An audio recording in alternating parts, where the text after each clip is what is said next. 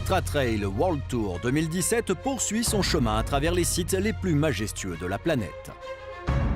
Après Hong Kong, la Nouvelle-Zélande et le Sahara, rendez-vous aujourd'hui avec 3 épreuves aux antipodes l'une de l'autre. D'abord l'habituel Transgrande Canaria, aux Canaries, et 2 nouvelles venues au calendrier, les 100 miles d'Istria en Croatie et une plongée dans les fjords de Patagonie.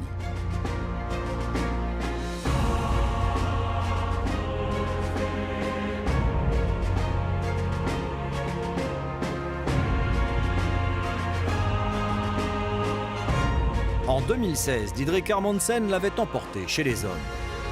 Caroline Chavreau, la Française, construisait son titre au World Tour en gagnant ici.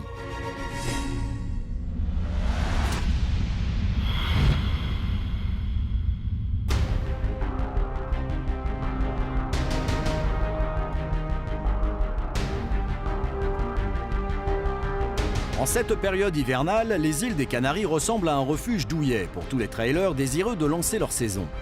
À quelques heures seulement des capitales européennes, c'est une atmosphère plus chaude et ensoleillée qui attend les concurrents de la Transgrande Canaria, organisée sur l'île principale de l'archipel.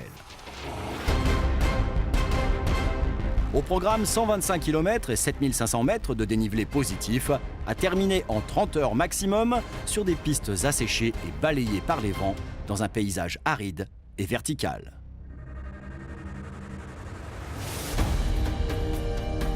C'est le premier grand rendez-vous européen de la saison internationale d'Ultra Trail, avec des concurrents venus de toute l'Europe, mais aussi des États-Unis ou du continent africain, comme Ryan Sanders, vainqueur ici en 2014. I'm in Gran Canaria mainly to promote my book. It's been translated to Spanish, so I've been in Madrid for a few days and now at the race promoting my book, but I love the island and the race is incredible, so I've decided to run the marathon. I've run the 125 kilometer and the 82, so it'll be nice to try the marathon as well, and then then next I suppose I've just got to do the 360 and then I've done all the races. I really enjoy the experiences with the novice runners and the guys in the middle of the pack or towards the back of the field. And I think it's really interesting to share experiences with them, and I really enjoy hearing their stories as well, because I think everyone shares the same experiences during an ultra race, whether you're running at the front or at the back. You go through the same highs and lows and emotions, and I think everyone's got some similar stories, so it's really cool to share stories, and for me, like most importantly, I really enjoy hearing kind of some of the other novice runners tell me their stories.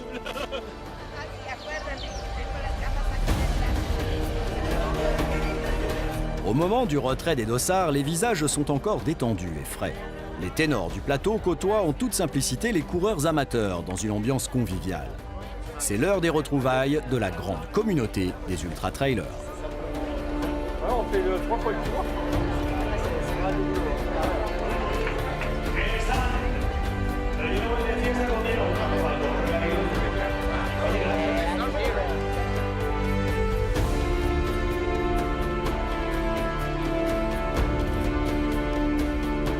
It's been some weeks since Hong Kong.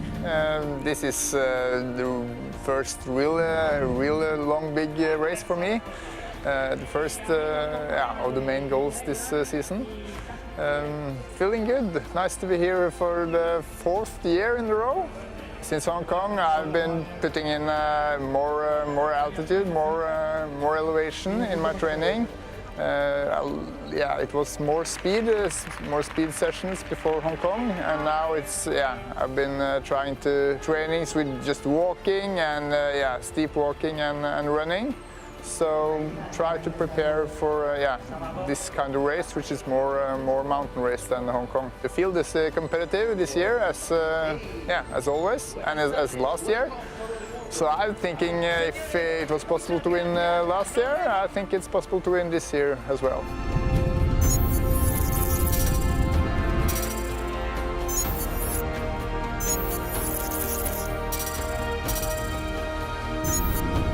Depuis le village d'Agaete, la Transgrande Canaria propose une traversée tortueuse de l'île, du nord au sud, d'une côte à l'autre, jusqu'à Maspalomas.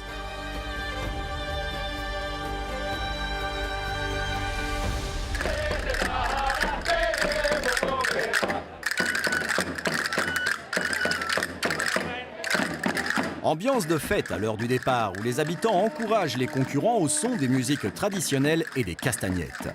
De quoi décontracter les athlètes avant la longue traversée.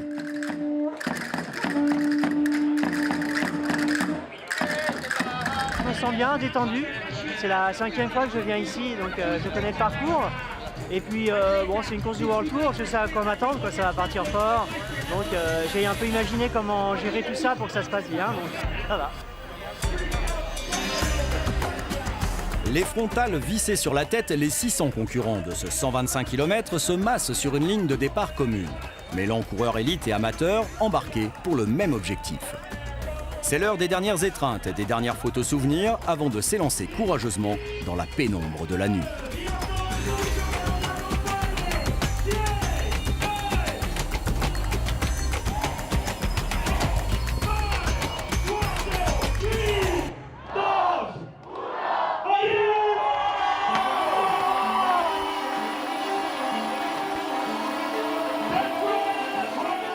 À 23 h, le peloton est libéré. Une nuit sans sommeil attend les coureurs qui devront conserver un maximum de lucidité pour parvenir à l'arrivée.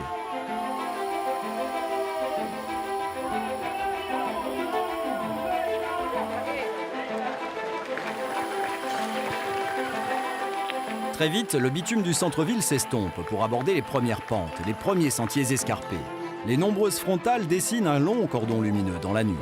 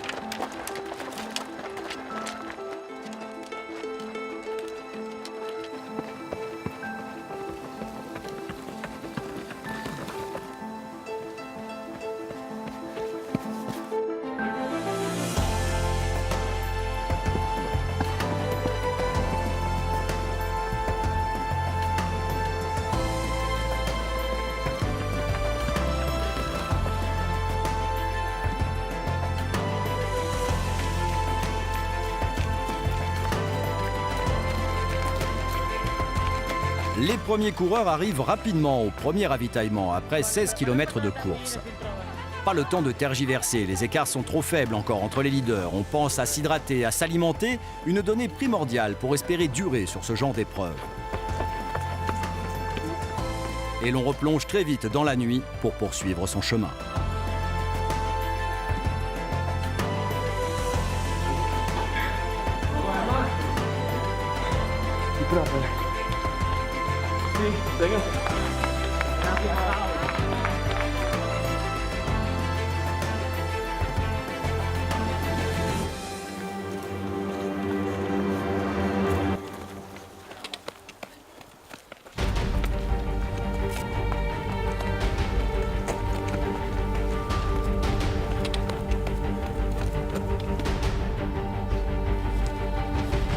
En ce début de course, c'est une alternance de chemins en sous-bois, caillouteux et étroits, entrecoupés de parties plus roulantes sur asphalte.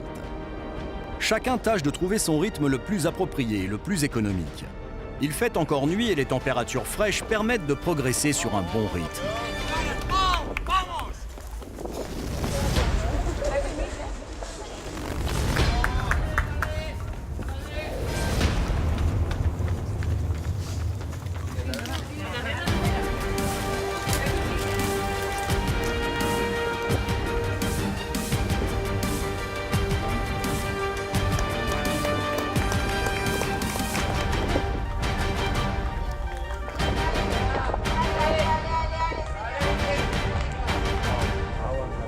I feel like I had a really good experience here in 2014 and ran strong and was even in the lead for a little bit and then lost it towards the end. I felt like I lost a little bit of steam at the end, and so I'm back to hopefully have a stronger finish this year. You know, my objective for the race is to stay with the leaders as long as possible, and whenever I run this long of a distance, it's always kind of me versus myself, and you know, there'll be other people out there, really strong competitors, but I hope to just give my all and at the finish just feel like I left everything out there on the course and I had nothing left. And if I can do that, I'll feel satisfied with the run.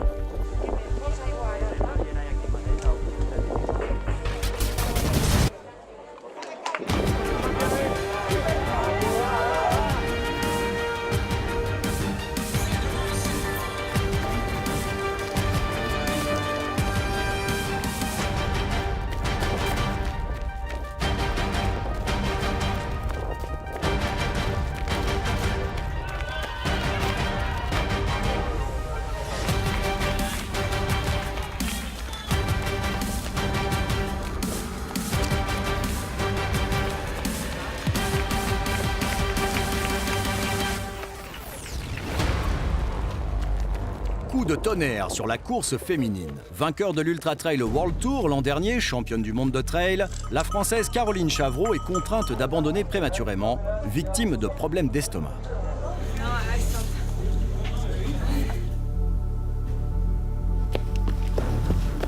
Chez les hommes, l'Espagnol Pau Capel caracole en tête et ouvre la voie, avec notamment le Suisse Diego Pazos lancé à sa poursuite.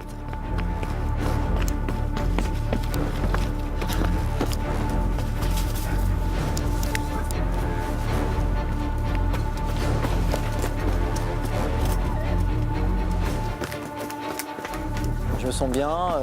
Bon, c'est toujours difficile de s'entraîner en hiver par nos contrées, on va dire. Donc voilà, j'ai fait les kilomètres que j'ai pu. Je suis venu ici reconnaître le parcours il y a 5 semaines, donc je me sens bien. Voilà, en confiance. Maintenant, bon, c'est une course qui est longue et puis il peut arriver de tout. Il y a des super coureurs ici, donc ça va de nouveau être une super aventure, je pense. Pau Capel, évidemment. Je l'ai rencontré juste avant la course, au fait, puis on avait été faire le photoshooting de Compress Sport l'année passée, donc le jour avant la course. Et puis après, en course, on n'avait aucune idée, on s'est retrouvés après, à partir de Garagnone. Et à partir de la fin de Roquenublo puis Garagnone, on en a fini ensemble. Et c'est vrai que finalement, un dans l'autre, on se poussait. Et puis c'est un peu naturellement qu'on arrivait ensemble, hein, sans en parler du tout. On s'est juste posé la question à 2-3 km de la fin. Alors bon, il se passe quoi? On finit comme ça ou on sprint? Et puis naturellement, ça paraissait normal de finir ensemble. Et puis c'est un peu, ça va dans la philosophie qui est en tout cas la mienne. C'est-à-dire que voilà, si bien sûr tu reviens de l'arrière ou bien tu rattrapes quelqu'un, tu vas faire la course. Mais si tu cours 50 km avec quelqu'un et que tu n'as pas pu faire la différence avant, je ne vois pas pourquoi je devrais sprinter sur la ligne simplement pour passer devant. Ça fait pas partie de la mentalité, de la philosophie de trail, moi je dirais.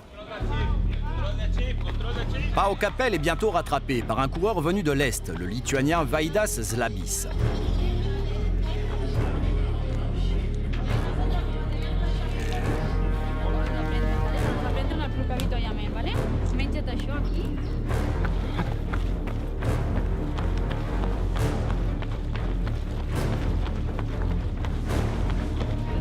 Derrière ce duo, on retrouve Jordi Gamito et Diego Pazos. Puis le premier Français du jour, Maxime Casajou, encadré par un assistant de luxe en la personne de Julien Chaurier. J'ai pris la bouteille là? Ouais, là t'as qu'une bouteille, t'as tout pris là. Je t'ai sorti ça si t'en veux un petit peu. Non, c'est bon. Le sandwich. Vous mangez une cuillère, tu vois. Vraiment pas loin. Tu fais une super course avec 5e. Et là, il y a l'autre il est après. Je les ai pas accrochés. Le vainqueur de l'an dernier, Didrik Hermansen, est toujours dans le coup en 6e position.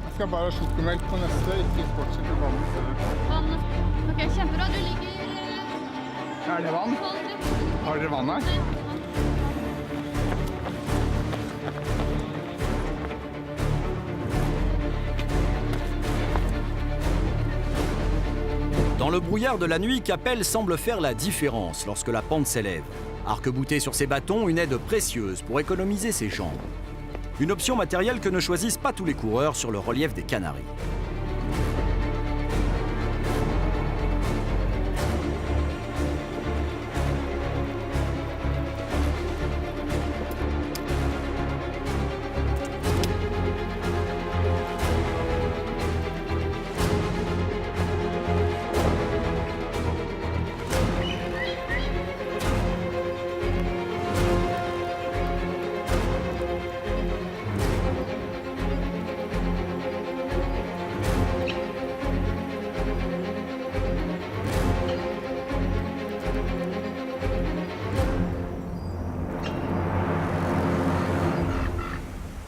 Le jour commence à se lever et laisse apparaître de magnifiques paysages.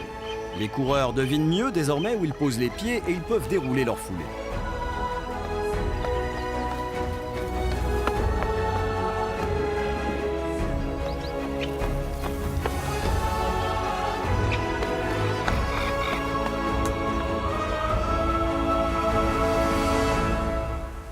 Il voit se dessiner à l'horizon le fameux Roque Nublo, cet appendice de basalte de 80 mètres de haut, perché à 1800 mètres d'altitude, qu'ils croiseront dans quelques kilomètres.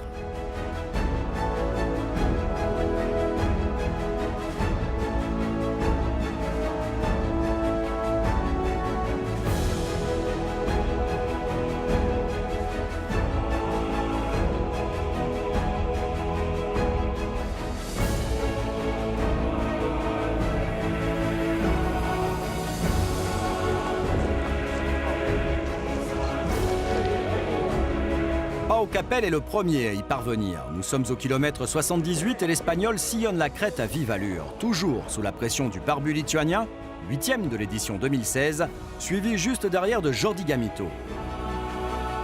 Les nuages qui balayent le sommet donnent une dimension étrange à ce point de passage.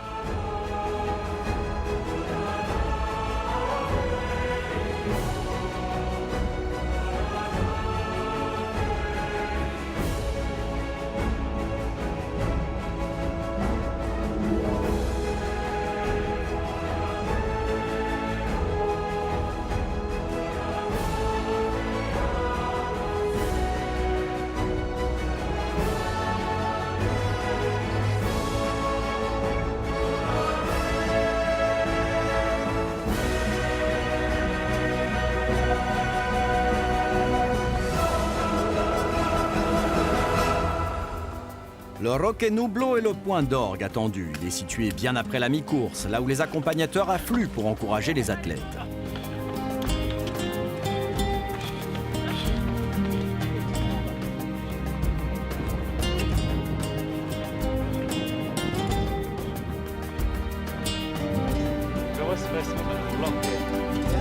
Parmi eux, Gediminas Grinius, vainqueur de l'Ultra Trail World Tour en 2016, qui a revêtu ses habits de supporter cette année.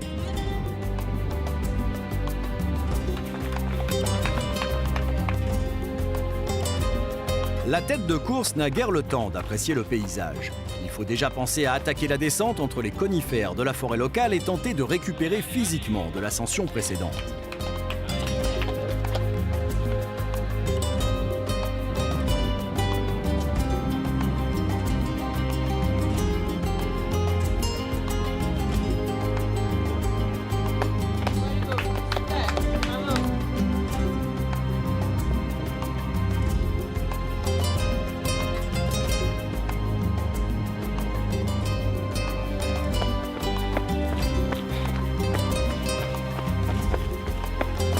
I have trained for being in Gran Canaria, and I don't know what will happen in the race because in the front we have a lot of elite runners, Timothy Olson, Geray, Gerard Morales, there's a lot of Anton Guillon, a lot of runners, so I will do my race, my time, and I hope arrive in the middle of the day in the finish line.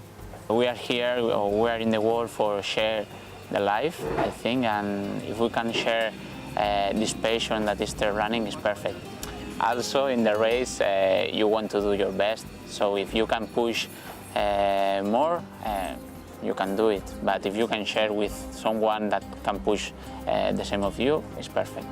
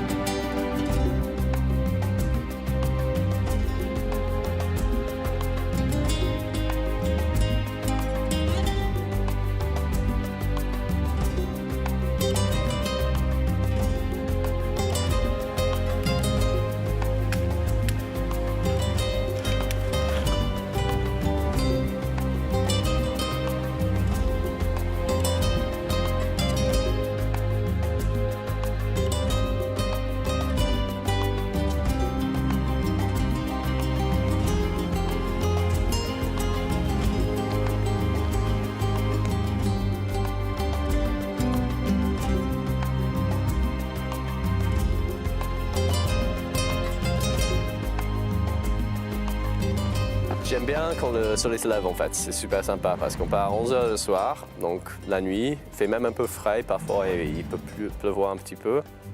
Et je ne sais pas quelle heure c'est, mais peut-être 6-7 heures du matin, il commence à faire jour. Quand le soleil se lève et on monte sur le rocher Nublo au milieu de l'île, avec la lumière sur la roche un peu ocre, un peu rouge, c'est vraiment super sympa. Donc ça donne un petit coup d'énergie, un petit boost, je pense, mi-parcours. Et j'espère que ça le refera cette année. Ouais. Je dirais que Diederik, il doit être le favori quand même, parce qu'il a fait une course assez exceptionnelle l'année dernière. Donc moi, je retiens que j'avais quasiment 10 minutes d'avance sur lui, je sais pas, mi-parcours quasiment, je crois. Et qu'il m'a doublé. Quand il m'a doublé, je ne l'ai pas vu longtemps. Hein, donc, et il m'a battu d'une grosse demi-heure. Donc là, ça peut être une leçon de comment faire. Donc peut-être que je ne sais pas s'il va refaire le même truc. En tout cas, moi, je vais essayer de partir encore plus cool pour voir si je peux durer un peu plus longtemps et être un peu plus frais vers la fin. L'atmosphère est lourde et toujours présente sur l'île malgré la persistance d'un plafond nuageux dans le ciel des Canaries. Ce qui ajoute à la difficulté de la progression, surtout pour des athlètes qui sortent de l'hiver et ne sont pas encore acclimatés aux fortes chaleurs.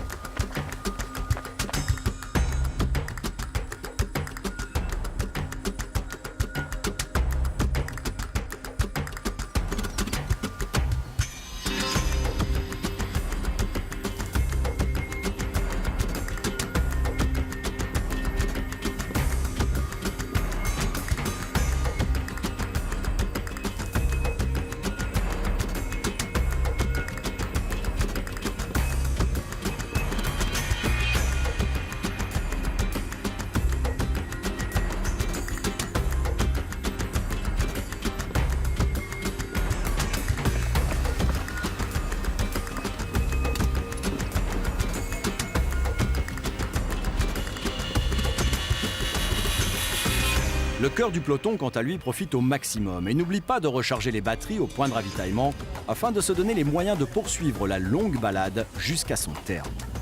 L'objectif de la plupart d'entre eux, c'est de devenir finisher, quel que soit le chrono.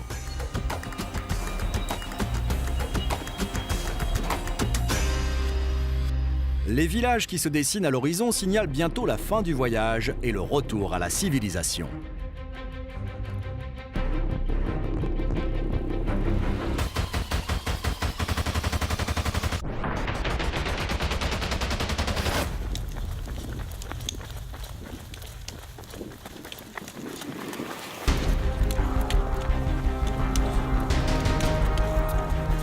Pau Capell est en passe de réaliser son rêve, remporter la Trans-Grande Canaria qui l'aura mené de bout en bout. Le Lituanien Zlabis n'aura pas failli et confirme le talent entrevu l'an dernier sur ce parcours dans la lignée de son illustre compatriote Gediminas Grinius.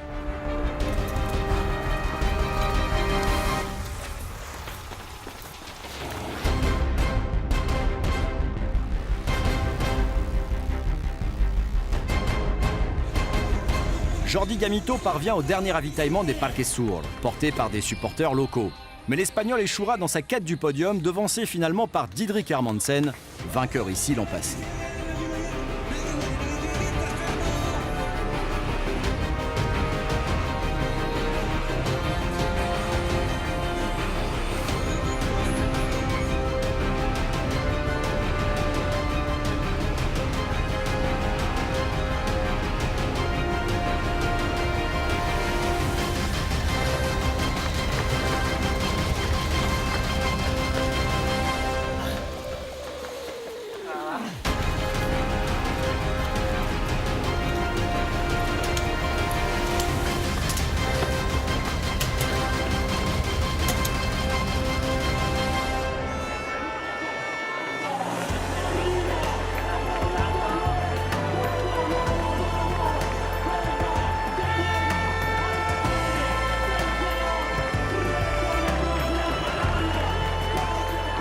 Treize heures après le départ, Pau Capell boucle victorieusement cette édition 2017 et s'offre quelques mètres supplémentaires pour saluer la foule.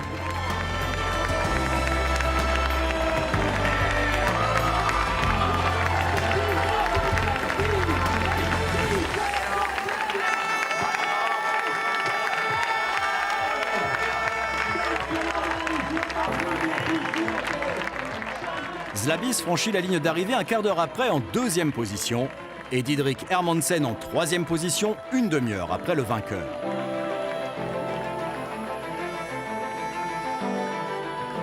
Le Français Casajou et l'Espagnol Gamito finissent main dans la main pour une 4e place partagée. I feel very super, a little bit tired, not a little bit, tired, quite tired, but really, really happy. The second place is amazing for me. It's quite amazing. This is a third year in Gran Canaria race, so quite I know strategy or runners, others runners. So I think it was quite good for me and to win this. The race is just fantastic. And I really liked the run at the night, it was raining and foggy, so I couldn't see the sunrise, which I normally do. But I had a really nice time in the course. Anthony Gay, Benoît Girondel, Diego Pazos, Andy Simons et Timothy Olson complètent le top 10 de cette belle édition 2017.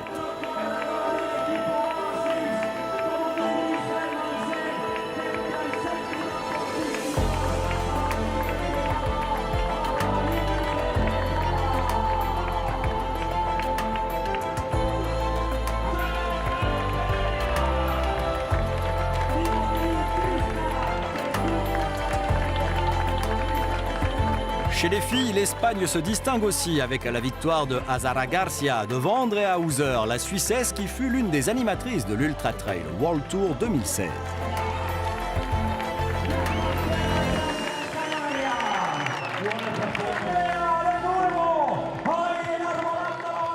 It was tough. At night I suffered quite a bit because I couldn't start fast. I was very slow and I was a bit angry about that. I was not in a good shape. In the morning I felt better and suddenly I could enjoy the trails and feel very well. So now, yes, I'm very happy. Mélanie Rousset, 3e, complète le podium. Être sur le podium avec Andrea, ça, je suis contente. Franchement, on était déjà sur un podium ensemble à Albertville, au trail d'Albertville. C'est là-bas que je l'ai rencontré un petit peu et c'est un peu comment on dit, mon idole féminine. Du coup, c'est cool. En esta carrera lo más difícil para mí fue el hecho de perderme y de perder el margen que tenía de 10 minutos, un margen que lo había ganado a base de apretarme al inicio y después de 40 kilómetros vi que no había servido para nada, ¿no? Entonces, cuando ves que después de una maratón vuelves a estar como al inicio después del esfuerzo que había hecho, mentalmente lo pasé mal porque no sabía si apretar, si reservarme, pero como ya había apretado desde el inicio, pues decidí apretar de nuevo porque pensaba que era el día de hacerlo. Y después el segundo punto más costoso fue a la entrada del calor, para allí a las 10:30, 11. Fue difícil gestionarlo porque bueno, llevas muchas horas deshidratado un poco y el calor hace que aún sea más difícil acabar esta carrera, ¿no? Los últimos 10 kilómetros son una locura porque es un barranco pues, muy duro donde vas recogiendo cadáveres de otras carreras y la verdad que se hace una llegada bastante dura.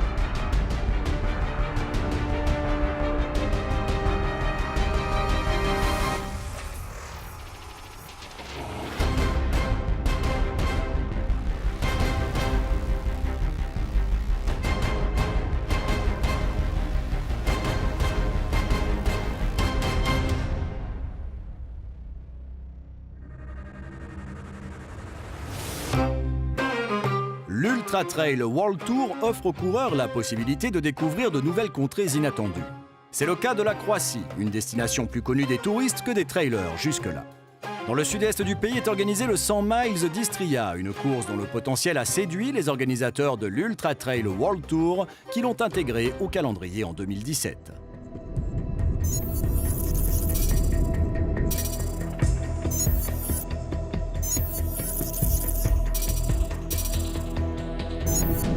Sur cette épreuve, les coureurs iront d'une rive à l'autre de la mer Adriatique depuis le sud-est du pays pour remonter jusqu'au nord-ouest, soit 171 km pour 7100 mètres de dénivelé positif et 48 heures maximum pour arriver au terme. En 2016, le 100 Miles of Istria était une course future parce que c'était une condition pour que l'Ultra Trail World Tour puisse évaluer l'opportunité de les rentrer dans le circuit principal. On a décidé de les rentrer dans le circuit parce que c'est une course qui permet une invitation au voyage, qui offre une expérience unique, qui fait 100 km. Donc elle est éligible à au moins 100 km, elle est éligible à faire partie de l'Ultra Trail World Tour. Et c'est un événement international, familial, populaire, ouvert à tous, avec une atmosphère incroyable. Donc pour nous, c'était clairement une course qui correspondait aux critères de l'Ultra Trail World Tour. Un parcours qui est à la fois technique sur le départ, plus plat sur la fin, mais où il est important de pouvoir relancer avec des aspects vraiment des terrains différents. Donc c'est un parcours qui semble, de ce que j'ai vu et de ce que j'ai entendu de la part des coureurs, vraiment intéressant.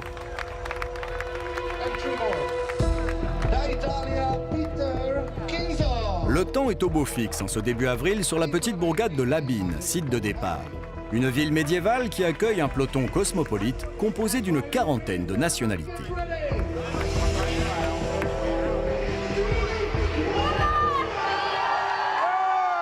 Le départ de l'épreuve est donné à 16 h dans les rues pavées de Labine, sous un soleil éclatant.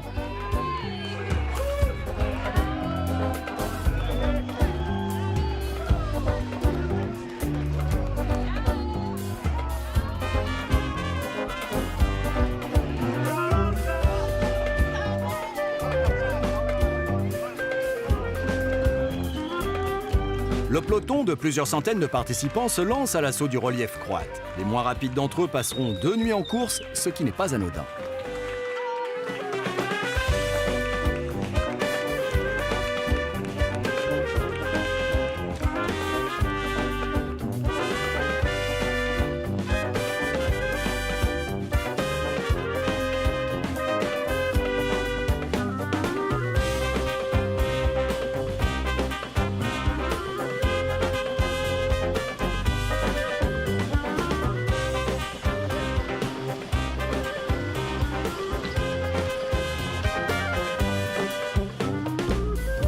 La lumière de la fin de journée magnifie les côtes de l'Adriatique que les coureurs longent durant plusieurs dizaines de kilomètres avant de s'enfoncer dans les terres et de basculer vers l'ouest.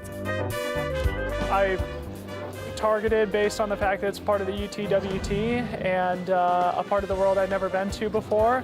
I'd heard good things about the race from friends who've run it in the past as well, so I figured now's a good time to take part. And I've done a number of the UTWT races around the world, and all of them are top-notch races and events that I would definitely go back to. And so knowing that this race was part of the tour, that's a good enough testament to the organization and the quality of the course. So.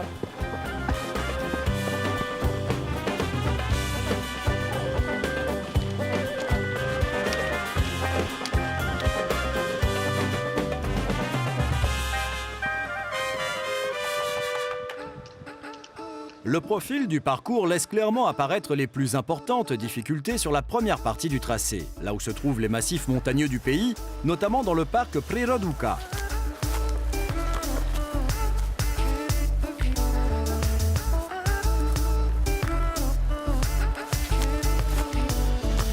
À partir du 25e kilomètre, les ascensions vont débuter et se succéder jusqu'à la mi-parcours, flirtant avec les 1500 mètres d'altitude pour les points les plus hauts. You know, I wanted to run a 100-miler this spring, and like I'm from the United States, and right now, there's a few hundreds, but like really, I watch these movies, you know, and I kind of looked at like this course, and like, you know, it's point to point. Like you start at this ocean, this part of the sea and you're going up and over these big giant mountains, which, that's a big draw for me. I don't want to do a flat race, and this is not flat. So just seeing that, and I've never been to Croatia before, and that it just sounded like a pretty good adventure. So I, signed up and flew on over.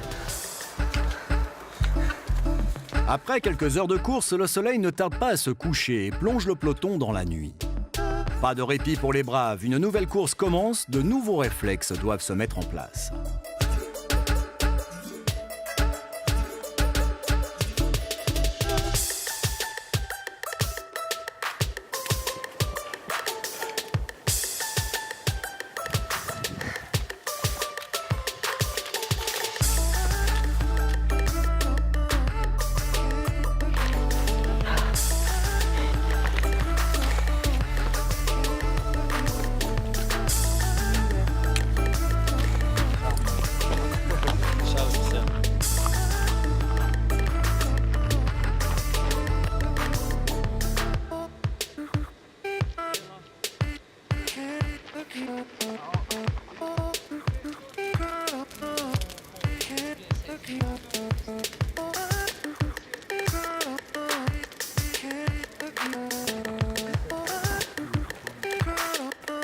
La nuit, les meilleurs continueront à courir malgré la fatigue et la dette de sommeil qui s'accumule.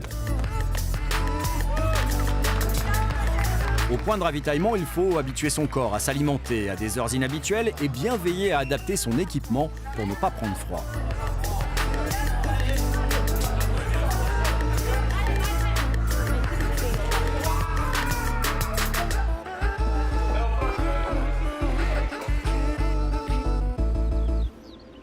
Au petit matin, le soleil est de retour.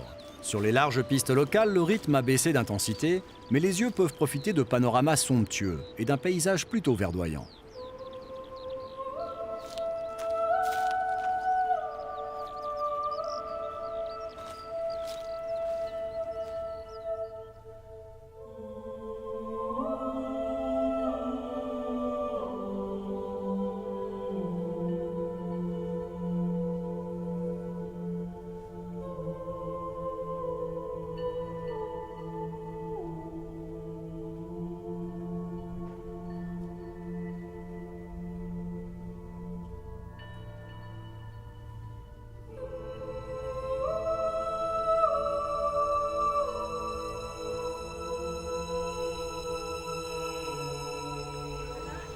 Côté compétition, chez les hommes, l'épreuve est dominée par l'Américain Dylan Bowman et chez les filles par l'Italienne Francesca Canepa.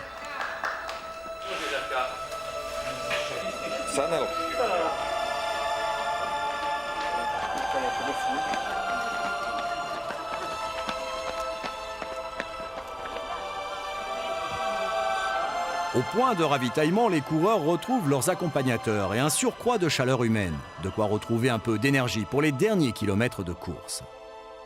Le plus dur semble derrière, la deuxième partie de l'épreuve étant largement plus roulante que la première.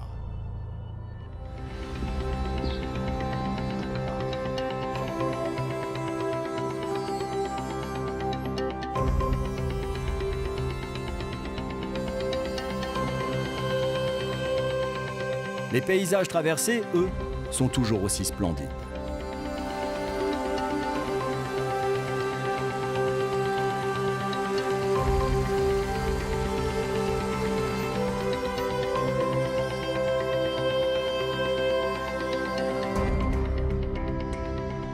Dylan Bowman termine au ralenti, mais en vainqueur après 17h51 de course. I thought this is a phenomenal race. I have traveled to race all over the world, and this is one of the best races I've ever been a part of. The course is phenomenal, the weather was amazing, the organization was fantastic, the volunteers, the course marking was phenomenal. So I was really happy to be part of the race this year, and I'm really happy to see it part of the World Tour because I think it fits really well into the World Tour schedule, and I think a lot of other top athletes are going to want to come soon. Francesca Canepa l'emporte chez les filles.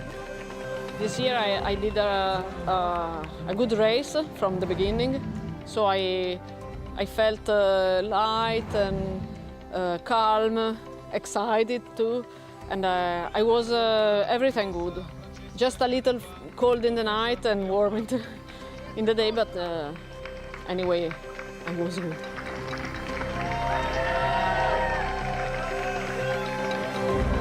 Du premier au dernier, chacun en aura pris plein les yeux, découvrant une partie des facettes de la Croatie, une terre qui se révèle exceptionnelle à la pratique du trail.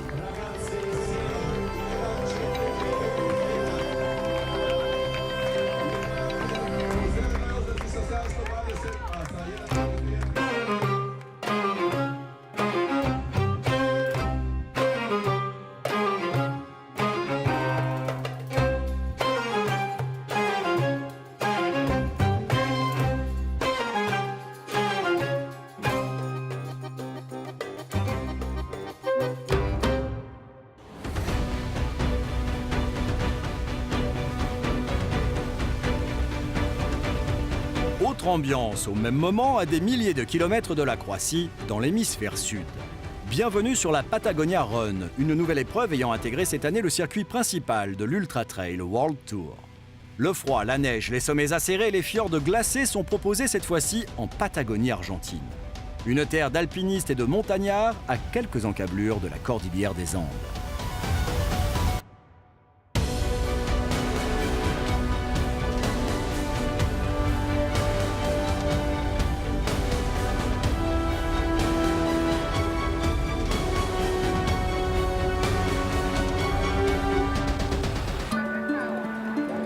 La localité de San Martín de los Andes, à quelques kilomètres du Chili voisin, accueille aujourd'hui des trailers en quête de sensations fortes.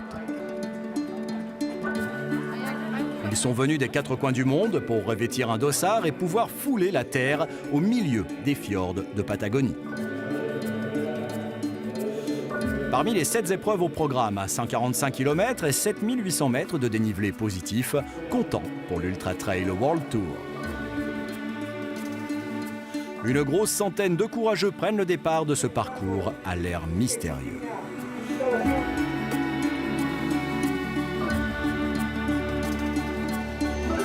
Y bueno, acá estamos, un nuevo desafío, otra vez, a experimentar ahora 145. No queda otra que ponerse las pilas y bueno, darle para adelante. Son varios kilómetros, varias horas, así que bueno, las mejores las expectativas como siempre. Malgré l'ampleur de la tâche à accomplir, les visages sont souriants à l'heure du départ, donné en fin de journée.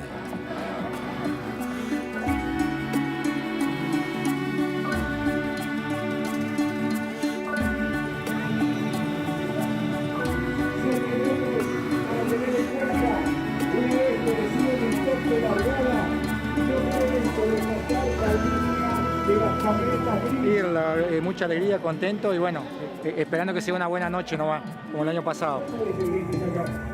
En 29 heures maximum, les athlètes devront venir à bout d'un parcours dont les altitudes culminent à près de 1700 mètres, avec des conditions qui souvent sont difficiles à cette latitude.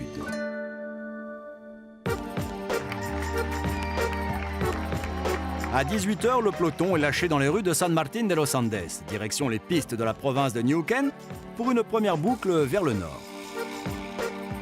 Une plongée vers l'extrémité ouest et un retour à San Martín, un tracé essentiellement dessiné à l'intérieur des terres, dont les 2 ascensions principales se situent en milieu de parcours.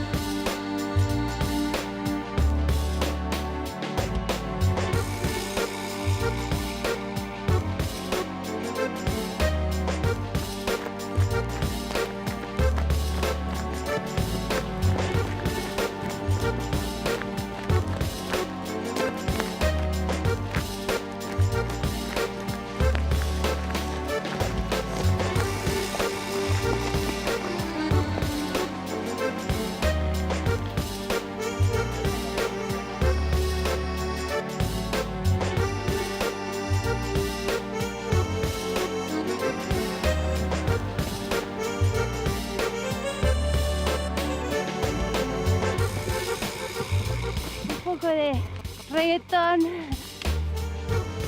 Alors que la nuit tombe et que les frontales des concurrents éclairent le chemin, un duo argentin s'est formé en tête de course. Sergio Trecaman et Gustavo Ismail font course commune, tandis que Adriana Vargas est pour l'instant deuxième chez les filles.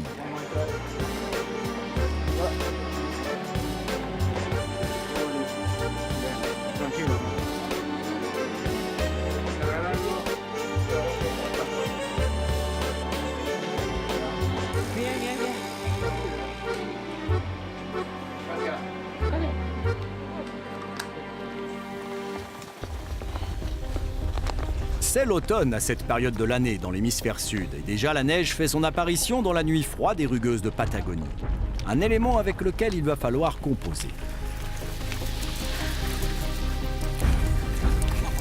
Soy Sergio Trecaman, vengo desde Esquel, Chubut, y bueno, contento de estar nuevamente acá en San Martín de los Andes, en esta nueva edición de Patagonia Run. Por suerte la segunda es ya la cuarta vez consecutiva que corro, y he tenido la suerte de ganarla 4 veces consecutivas, así que para mí es una carrera que me ha marcado deportivamente muchísimo por la importancia que tiene esta carrera, ¿no? Que vienen gente de muchísimos lugares y bueno, y haberla podido ganar 4 veces consecutivas me presiona y me motiva mucho para poder este año poder repetir.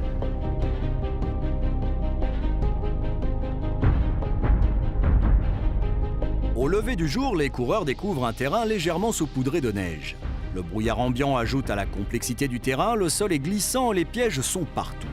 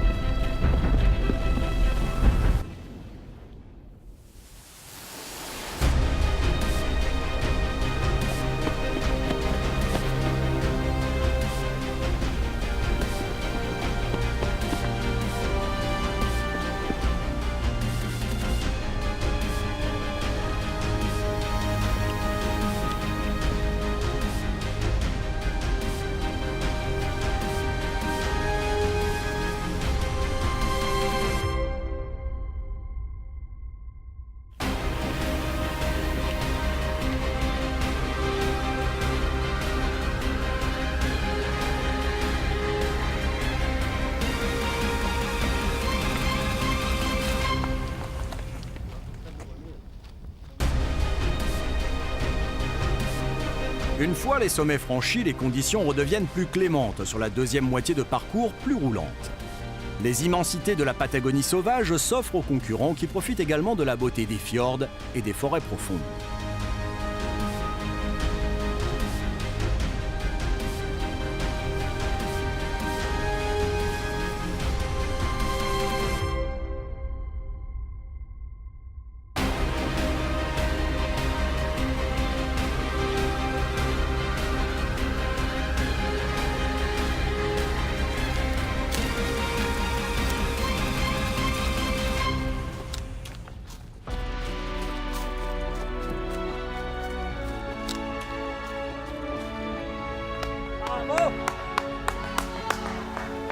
Une variété de terrains que maîtrise parfaitement le leader local de l'étape, Sergio Trecaman.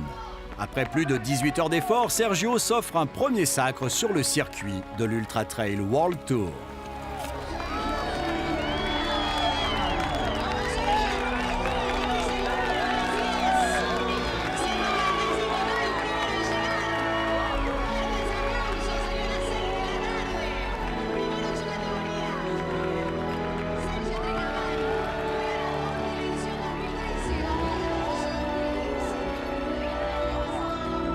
Derrière lui, un jeune Espagnol de 15 ans, son cadet, José Gasca, prend la seconde place et empêche un doublé 100% argentin. Chez les filles, Adriana Vargas, de nationalité argentine, elle aussi inscrit son nom au palmarès en terminant 7e du classement Scratch. Belle performance.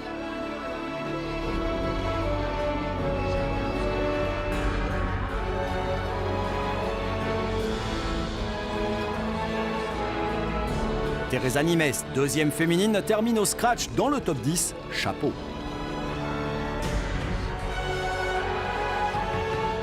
Venir à bout de cette épreuve hors norme est une victoire pour chacun des participants qui laissent éclater leur joie et leurs émotions sur la ligne d'arrivée très attendue, comme toujours, sur les courses de l'Ultra Trail World Tour.